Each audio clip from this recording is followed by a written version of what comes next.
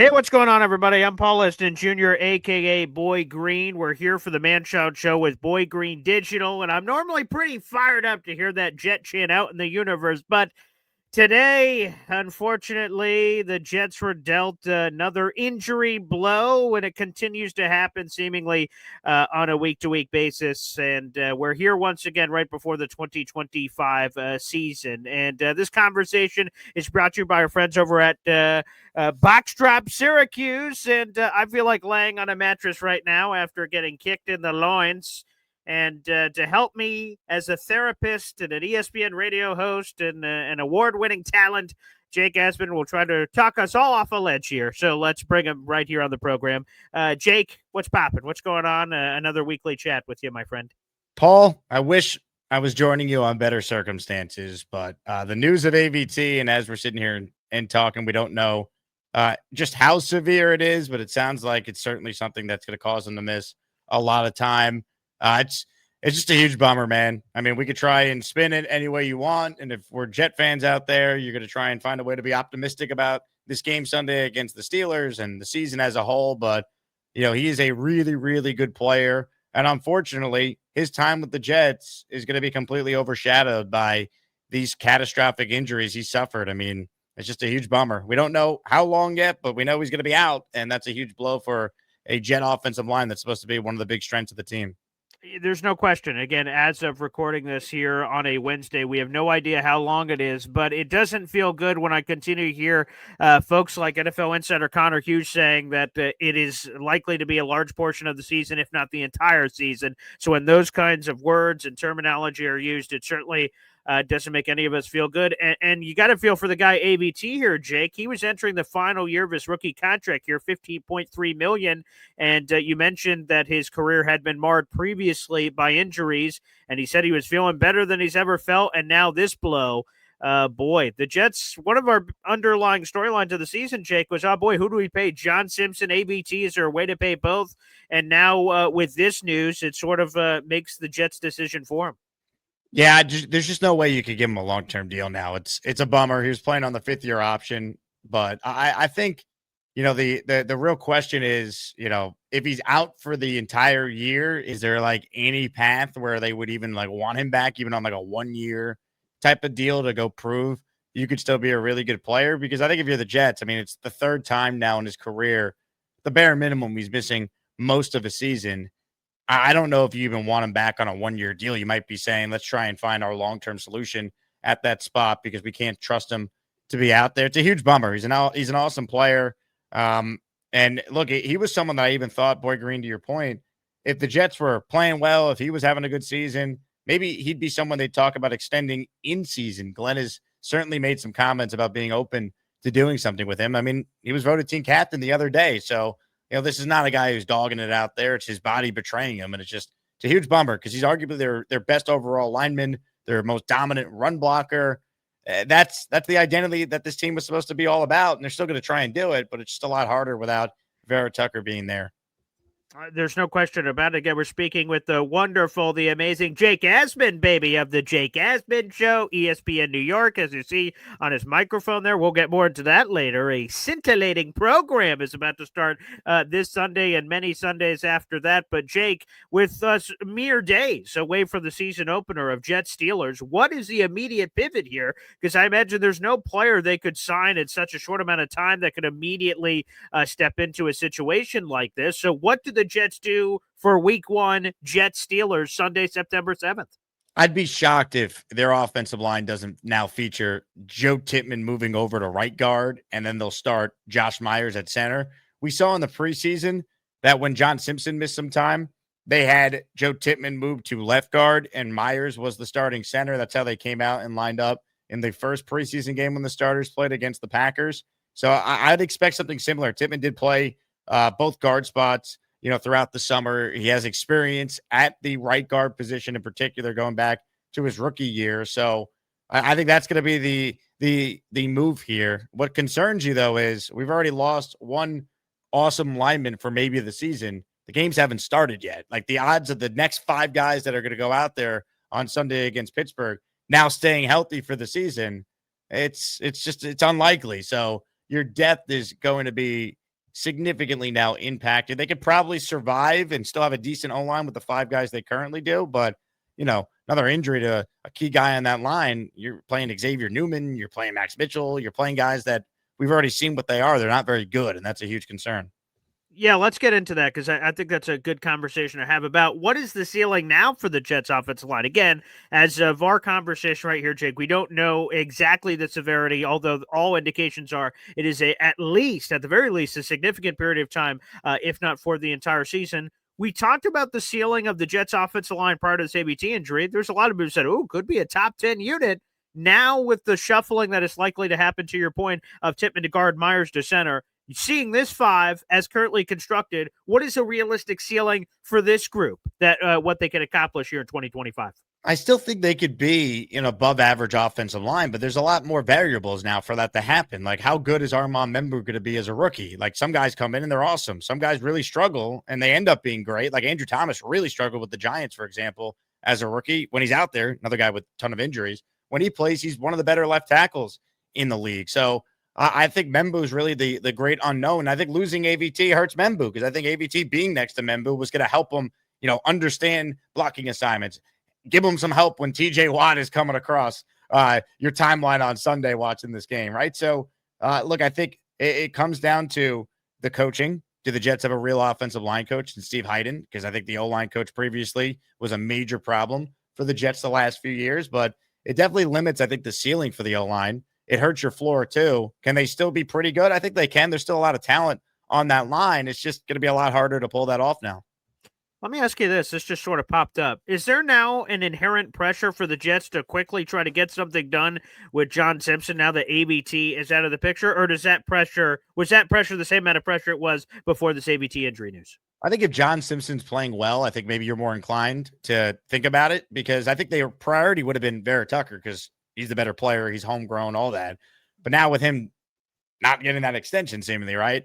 I think the focus could shift to Simpson, but I don't think it's like a major priority. Like, I think the Jets will be comfortable playing out the year and then extending Simpson before free agency the same way they handled Jamie and Sherwood, for example. I think AVT maybe is more of a priority because he's a much greater player at his best, and I think they wanted to maybe give him security in exchange for maybe taking a little less than what he could have got on the open market. So it's an interesting question.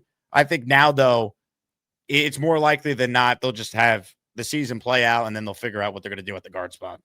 Jake, I'm not sure what your current wealth of knowledge is on random available offensive linemen on September 3rd, but I guess I'll ask, is there someone that immediately jumps to mind that could be a solution for the Jets? Again, unlikely for week 1, but after week 1, there's still another 16 some odd games to play for the New York Jets to try to, at the very least, ensure depth on this group, to your point of potential injuries, and maybe even putting perhaps Joe Tippmann where he belongs back at center and then having another guard potentially step in. Any names stand out to you, Jake, that could be a solution?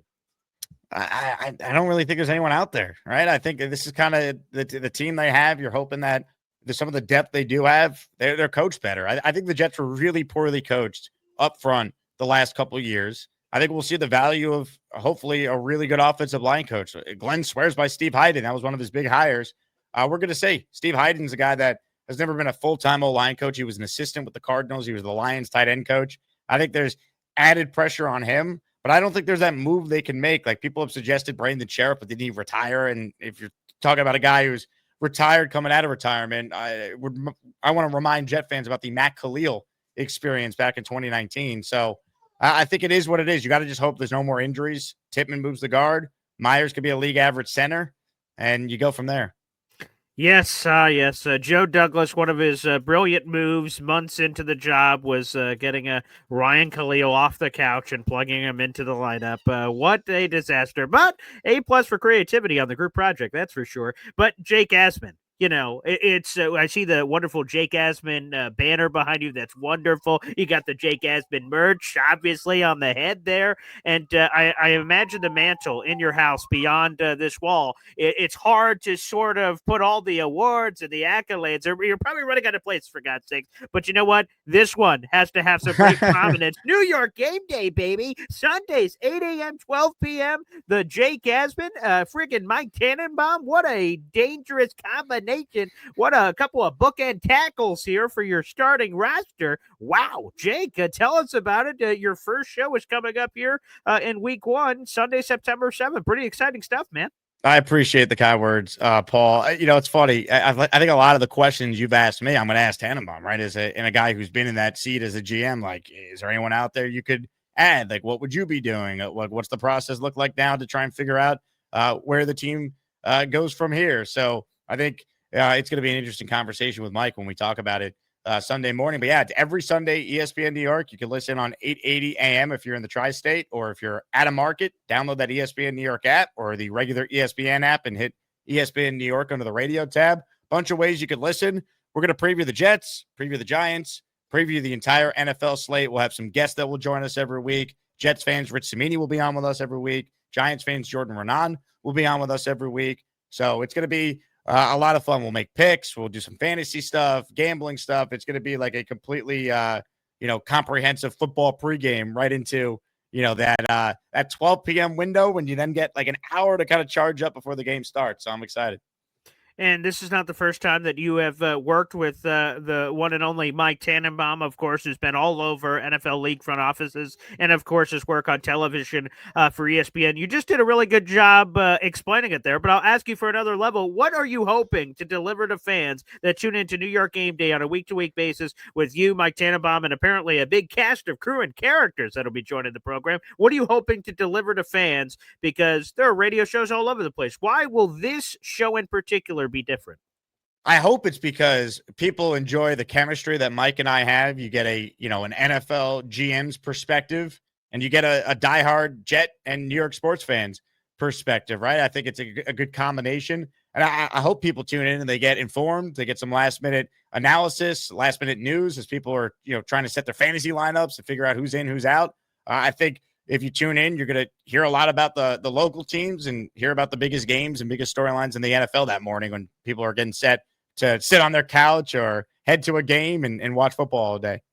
New York Game Days, again, Sundays, 8 a.m. to 12 p.m., ESPN New York, wherever you get your gosh darn apps, hit the download button, baby. It's going to be pretty cool. Again, this conversation is brought to you by our friends over at Boxstrap Syracuse. Let's take a quick time out and learn more about them. Considering that we sleep nearly 1/3 of our lives, buying the right mattress is essential.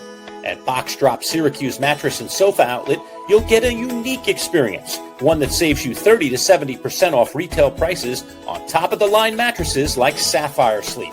At Boxstrap, you'll schedule a mattress fitting appointment and get one-on-one service directly with Paul, the owner. No middleman. Family-owned, huge savings, no-pressure sales designed to save you time and money. And now Boxstrap Syracuse has sectional sofas and love seats as well, with prices designed to fit your budget. Boxstrap Syracuse Mattress and Sofas. Set up your appointment today at boxstropsyracuse.com. I mean, they're the best. Boxstrap Syracuse, baby. 30 to 70% off, plus 5% off, a little extra off the top for our teachers, our first responders, military personnel, and others doing their part to go back. Now, I need to tell you, Jake, that while Boxstrap Syracuse, Paul's over there, he's like a sleep doctor, and he could probably get anybody the right mattress. But, Jake, if I go back a couple of months, I remember when Aaron Rodgers announced he was signing with Pittsburgh, Jake, despite the quality of your mattress, it was hard and difficult for you to sleep because of what the potential of that week 1 Jet Steelers game could be doing. So now we fast forward a bunch of months and you've had time to marinate. You have time to simmer. Do you still have some of those fears heading into this Jet Steelers game where Aaron Rodgers will walk back to MetLife Stadium, this time in an opposing uniform? I still have some of those fears. I'm not as worried about him torching the Jets like I initially was. I've calmed down a little bit and I'm trying to be rational and consider the fact that the Jets are home. Rodgers didn't play in the preseason.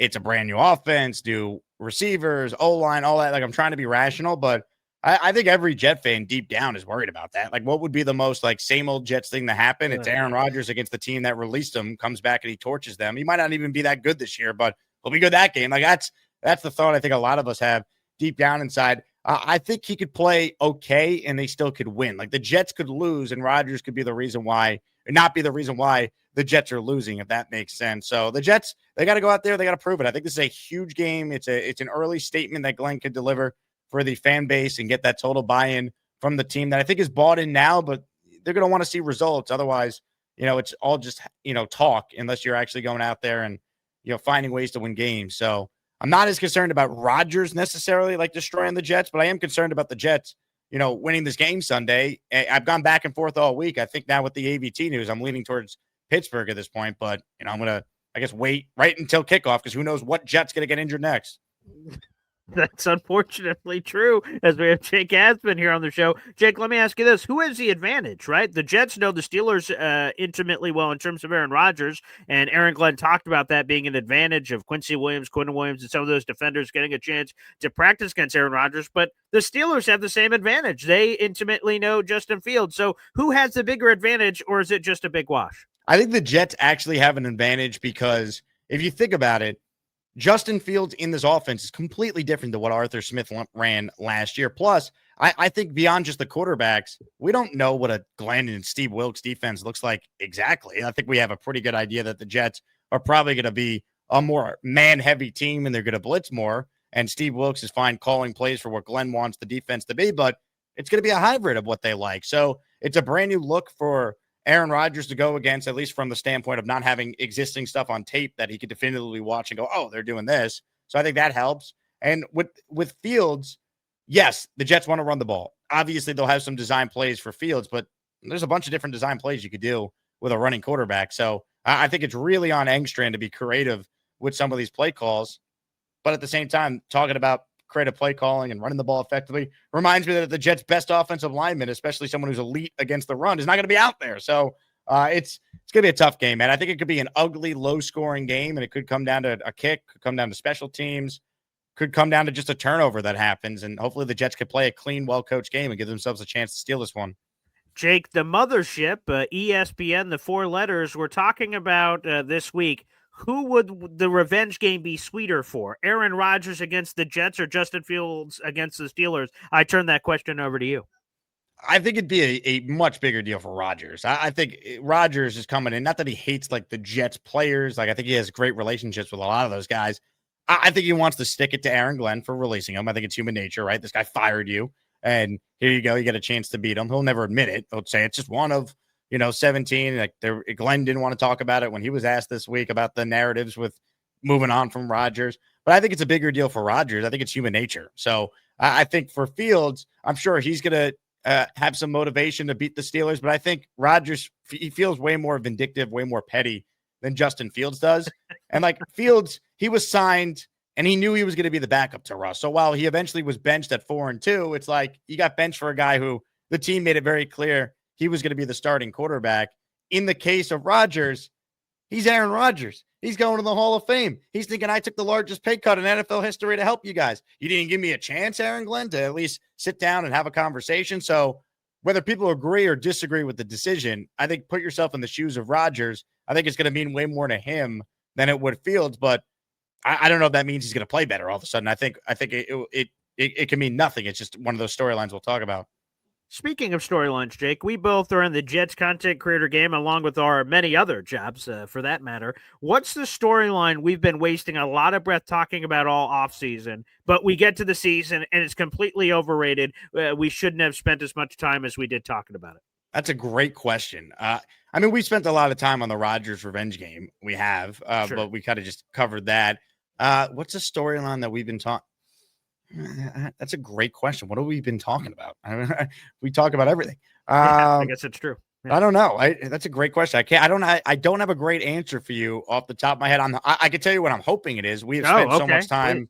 Yeah, we talked about wide receiver 2 being this glaring need. I'm hoping, hey, the Jets actually internally know what they're doing, and Arian Smith's going to emerge, or their offense is going to basically feature Brees in that role to cover up for that, or Mason Taylor's awesome as a rookie, and he's essentially pass catcher number 2 out of the tight end spot. I'm hoping it's that, but I do have some real doubts on that as we get set for this game Sunday and beyond.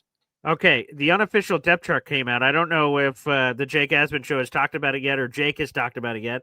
On the unofficial depth chart, Jeremy Ruckert is the starting tight end for the Jets heading into the Steelers game, and Mason Taylor is tight end 2. Is that much ado about nothing? Is that sort of annoying? What's sort of your reaction to that? I think it's annoying. I think it's much to do with nothing, though. But, like, what has Jeremy Rucker done to earn being listed as the starter? Like, he's done nothing. Mason Taylor's outplayed him. Andrew Beck, the fullback / tight end hybrid, has outplayed him. Let's be real. Stone Stamart has made more plays and has outplayed him. I was at the green and white scrimmage. He caught 2 of the touchdowns that day. And no one else really did anything besides him and Isaiah Davis. And we saw it in the preseason. He scored in that first game. I don't know. The Rucker fascination by this coaching staff, I don't get it. I'm hoping Jelani Woods eventually takes over and gets some time with Mason Taylor or Stone Smart, whoever ends up emerging there. But I don't think when push comes to shove, if you look at like the roles on this team, Rucker will have a bigger role than Mason Taylor. 2 things here real quick before we get you out of here. Do you believe Sauce shadows DK Metcalf? Because Jets fans are talking about wide receiver 2 problems. Steelers fans are talking about the same thing. It's DK Metcalf and then a bunch of other guys. So if Sauce does not just shadow DK Metcalf, they could do what a lot of other teams have done against the Jets and just go, okay, Sauce only staying on that one side. Hey, DK, come over here, and we'll slap Sauce on Calvin Austin or some other rando wide receiver. So do you believe the Jets and this new defensive coaching staff will shadow with Sauce?